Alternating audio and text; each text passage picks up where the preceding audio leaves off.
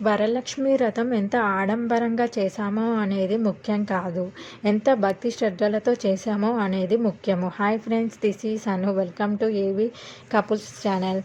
ఈ శ్రావణ మాసంలో పౌర్ణమికి ముందు వచ్చే శుక్రవారము వరలక్ష్మి వ్రతముగా జరుపుకుంటాము. ఒకవేళ ఆ రోజు కుదరని పక్షంలో మిగతా శుక్రవారాలు ఆ రోజు జరుపుకోవచ్చు.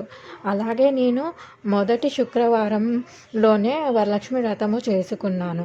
శ్రావణ మాసం అంటే ఆ లక్ష్మీదేవికి ఎంతో ఇష్టమైన మాసము.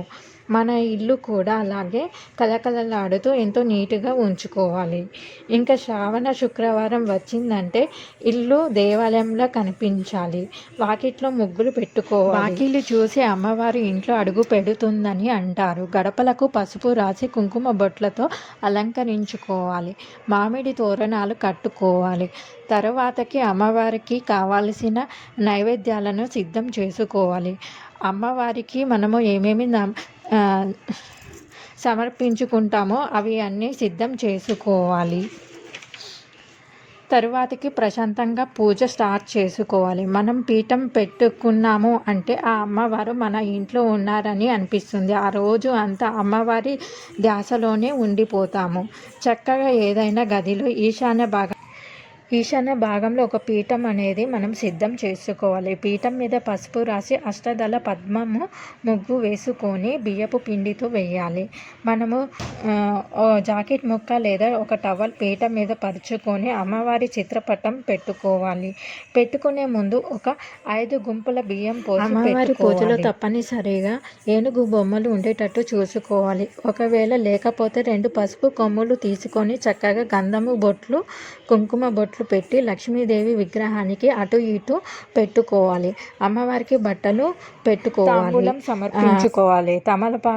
తాంబూలంలో కావలసిన పదములు: తమలపాకు, అరటికాయలు, పువ్వులు, పసుపు, కుంకుమ, నాణాలు, శనగలు, వక్క, ఒక సోంపు ప్యాకెట్ ఉండేటట్టు చూసుకోవాలి. కలశం పూజ చేసే విధానము: రాగి పాత్రలుతో కానీ వెండి పాత్రలు యూస్ చేయవచ్చు. ముందుగా పసుపు గణపతిని చేసుకోవాలి. ఒక రాగి పాత్ర తీసుకొని దానిలో 2 తమలపాకు వేసి పసుపు గణపతిని ఆవాహించాలి. అలాగే రాగి చెంబు కూడా పసుపుతోటి పూరించుకోవాలి. కొబ్బరికాయను కూడా పసుపు రాసి పూరించుకోవాలి. రాగి చెంబులో నీళ్లు పోసి అందులో పసుపు, కుంకుమ, గంధము, పువ్వులు, అక్షంతులు, నాణాలు వేసుకోవాలి. రాగి చెంబు మీద కొబ్బరికాయను పెట్టుకోవాలి. మామిడి ఆకులను కూడా రాగి చెంబు చుట్టూ పెట్టుకోవాలి. ముందుగా పసుపు గణపతిని ప్రార్థించాలి. తర్వాత అమ్మవారి పూజను స్టార్ట్ చేసుకోవాలి. అమ్మవారికి పువ్వులన్నా, పసుపు, కుంకుమ, గంధము అన్నా చాలా ఇష్టము. వీలైనంత వరకు పూజలో పువ్వులు బాగా ఉండేటట్టు చూసుకోవాలి. అమ్మవారికి వేద మంత్రాలతో అర్చన చేయాలి. కుంకుమతోటి ప్రార్థించాలి.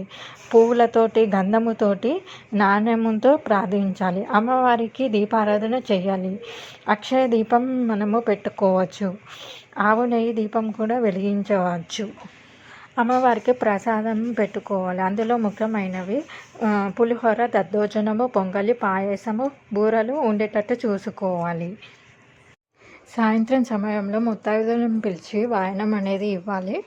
వరుస ప్రకారం 5 కానీ 9 కానీ 11 కానీ ఇలా వరుస ప్రకారం పిలిచి వాయనం అనేది ఇవ్వాలి. వాయనంలో ఉండవలసినవి తమలపాకులు, అరటి పండ్లు, పసుపు, కుంకుమ, గాజులు, పువ్వులు, శనగలు, వీలైతే జాకెట్ ముక్క ఉండేటట్టు చూసుకోండి. నేను ఈ డెకరేషన్ మింత్రా సెంటర్ నుంచి పర్చేస్ చేశాను. దీని కాస్ట్ నాకు 600 పడింది. మీకు ఈ లింక్స్ కావాలంటే నాకు పిన్ చేయండి, నేను డిస్క్రిప్షన్లో ప్రొవైడ్ చేస్తాను.